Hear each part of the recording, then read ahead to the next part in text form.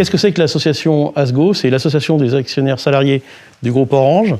Quelle est sa mission? C'est représenter les intérêts des actionnaires salariés des entreprises cotées du groupe Orange. Et nous représentons en fait ces intérêts auprès de la direction générale du groupe ou des pouvoirs publics, soit directement en tant qu'ASGO, soit à travers la fédération des actionnaires salariés à laquelle nous contribuons, puisque nous sommes dans les membres fondateurs de cette association.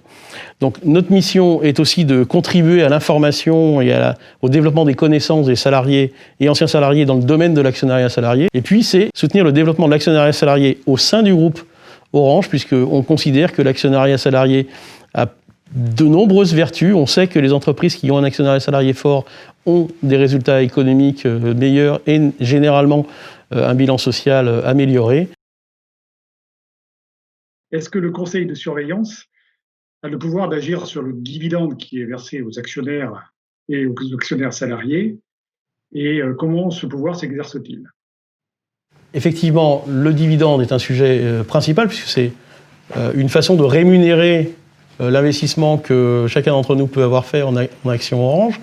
Cher président de l'ASGO, à quand une nouvelle opération en faveur des salariés? J'ai d'ailleurs encore récemment écrit à Stéphane Richard un certain nombre de propositions au nom de l'ASGO de façon à ce qu'on puisse travailler sur le fond de ce sujet. C'est un sujet qui avance.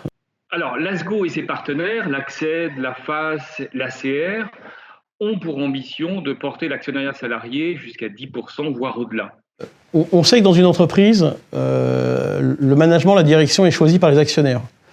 Un certain nombre d'orientations sont votées en assemblée générale et le président, le directeur général, le COMEX présente en assemblée générale sa politique et ses ambitions. Alors j'ai une question sur le conseil de surveillance du fonds commun de placement. Pour la première fois, les dizaines de milliers de retraités vont pouvoir voter pour constituer le conseil de surveillance. C'est une question importante. Les retraités, je l'ai dit, c'est 43% de l'épargne salariée, enfin, de l'actionnariat salarié au sein du fonds commun de placement. C'est un investissement important, c'est un investissement clairement orienté fidélité. Pourtant, c'est bien un message de confiance. La crise sanitaire ne fait que conforter la pertinence de nos grandes orientations stratégiques et la demande de nos clients pour une connectivité très haut débit de qualité. J'en veux pour preuve les chiffres records au 3e trimestre sur les ventes fibres en France ou encore la grande satisfaction de tous nos clients qui ont testé la 5G. La fiscalité, pour prendre une image, c'est un gros match de rugby. Vous avez votre balle et vous la passez dans un sens ou dans l'autre et ça modifie le résultat. Il faut s'intéresser à l'incidence fiscale.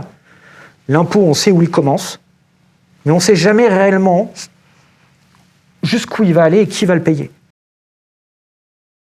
Pourquoi privilégier l'ASGO plutôt que les listes portées par les syndicats? Il est important de voter pour l'ASGO, d'abord parce que nous sommes la première association totalement indépendante. C'est-à-dire qu'en fait, nous ne sommes pas dans l'obligation de signer des accords avec l'entreprise. Nous ne sommes pas dans l'obligation, comme certains syndicats historiquement, d'opposer salaire et actionnaire. Nous ne sommes pas non plus obligés d'opposer État, actionnaire, rémunération, investissement. Donc nous, notre objectif, c'est l'intérêt de l'actionnaire salarié uniquement, en élargissant ce que j'appelle la ligne de crête. Quand on est sur la ligne pour éviter les oppositions, vous avez une sorte de ligne de crête. Et nous marchons sur cette ligne de crête en espérant, quelque part, l'écraser. Et pourquoi on veut l'écraser? Parce qu'on veut que tous les intérêts se rejoignent. Et s'ils n'ont pas une montagne à monter, les intérêts se parleront peut-être un peu mieux plutôt que de s'opposer, parce qu'ils ne sont pas sur le même coteau. C'est bien ça l'idée, c'est de casser, avec l'ASGO, cette histoire qu'on a depuis des années d'opposer le patronat et les salariés, d'opposer l'actionnaire et l'entreprise, parfois même, ça arrive, les actionnaires et les salariés.